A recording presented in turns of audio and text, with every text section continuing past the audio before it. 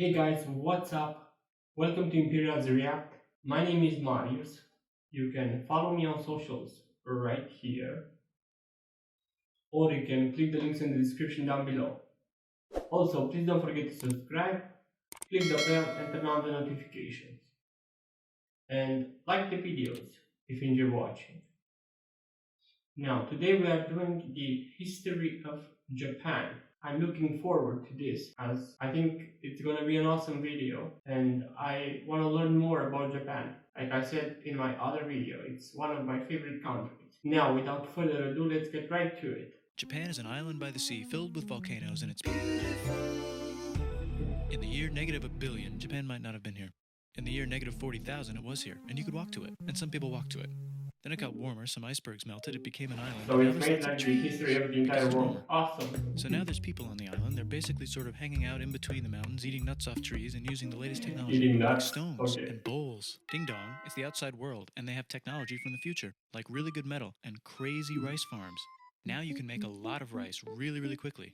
That means if you own the farm, you own a lot of food, which is something everybody needs to survive. Yep. So that makes you king. Rice farming and rice kingdoms spread across the land, all the way to here. The most important kingdoms were here, and here. But this one was the most important, ruled by a head of a super person, or emperor for short. Knock knock, get the door. It's religion. The new prince wants everyone to try this hot new religion from Biek.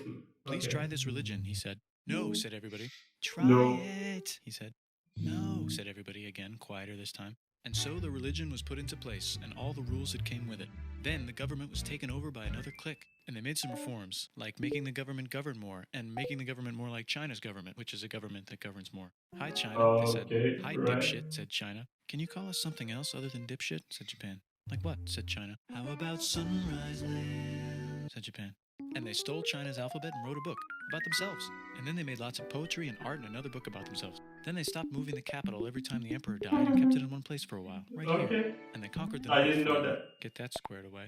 A rich hipster named Kukai is bored with modern Buddhism, visits China, and learns a better version, which is more spiritual. Comes back, reinvents the alphabet, and causes art and literature to be great for a long time. And the royal palace turned into such a dream world of art that they really didn't give a shit about running the country. So if you live outside the palace, how are you supposed to protect your shit from criminals? Hire a samurai. Everyone started hiring samurai. Rich, important people hired samurai. Poor people who could not afford to hire samurai did not hire samurai. So samurai became organized and powerful, more powerful than the government. So they made their own military government. Here, they let the emperor still be emperor, but the shogun is actually in control. Breaking news, the Mongols have invaded China. We've invaded China, said the Mongols. Please respect us, or else we might invade you as well.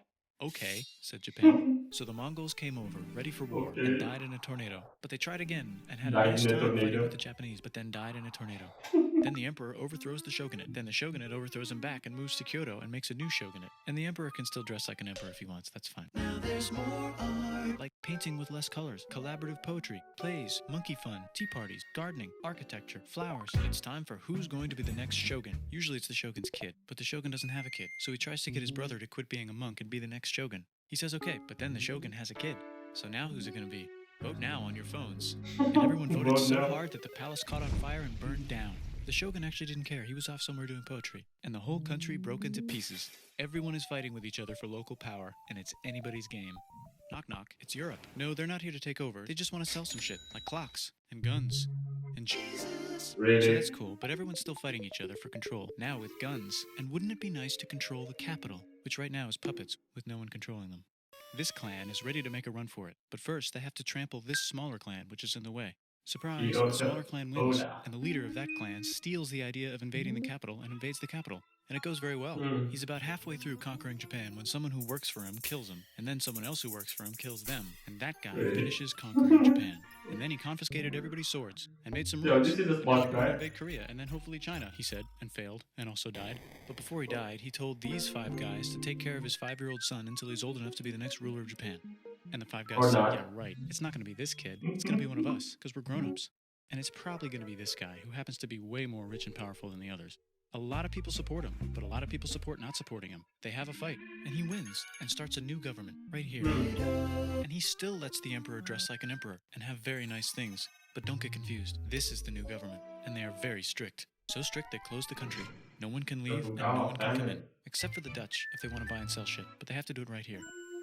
Now that the entire country was not at war with itself, the population increased a lot. Business increased, schools were built, roads were built, everyone learned to read, books were published, there was poetry, plays, sexy times, puppet shows, and Dutch studies. People started to study European science from books they bought from the Dutch. We're talking geography, skeletons, physics, chemistry, astronomy, and maybe even electricity.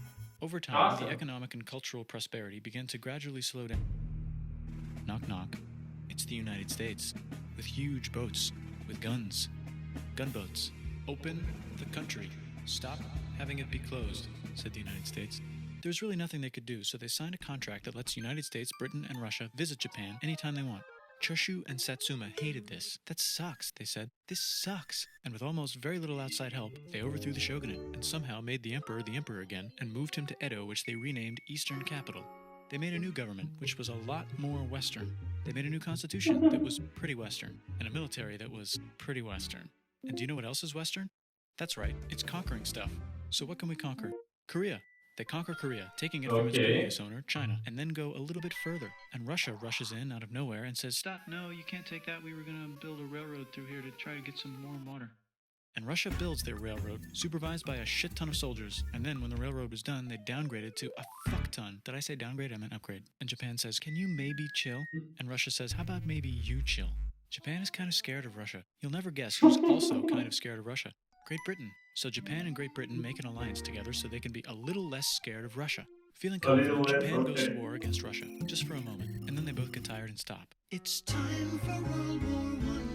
The world is about to have a war, because it's the 1900s and weapons are getting crazy, and all these empires are excited to try them out on each other. Meanwhile, Japan has been enjoying conquering stuff and wants more. And the next thing on their list is this part of China and lots of tiny islands. All that stuff belongs to Germany, which just had war declared on it by Britain because Britain was friends with Belgium, which was being trespassed by Germany in order to get to France to kick France's ass because France is friends with Russia, who was getting ready to kick Austria's ass because Austria was getting ready to kick Serbia's ass because someone from Serbia shot the leader of Austria's ass. Actually, shot him in the head. And Britain is currently friends with Japan, so you know what that means.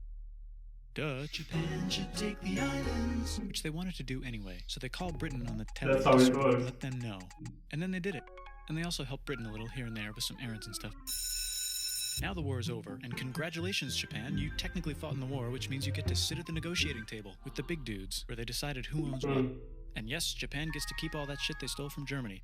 You also get to join the post-war mega alliance, the League of Nations, whose mission statement is to try not to take over the world.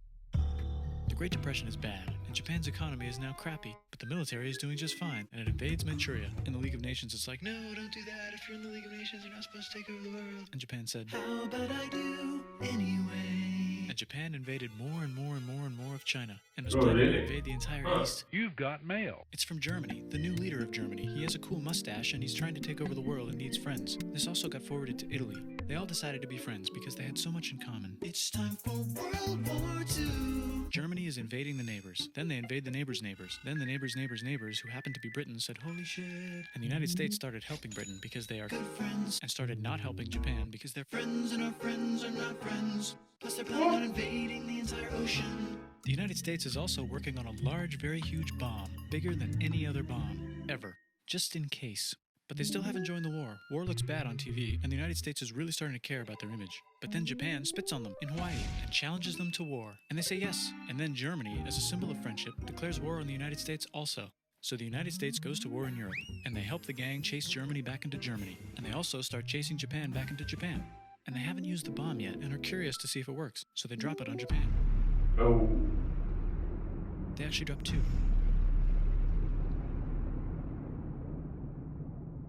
No.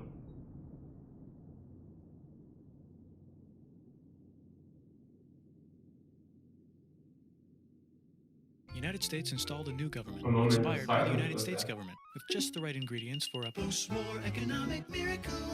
And Japan starts making TVs, VCRs, automobiles, and camcorders as fast as they can, and also better than everybody else. They get rich, and the economy goes wild, and then the miracle wears off. But everything's still pretty cool, I guess. Bye. Okay. That was so much information and so fast. This was an awesome video. I really enjoyed it.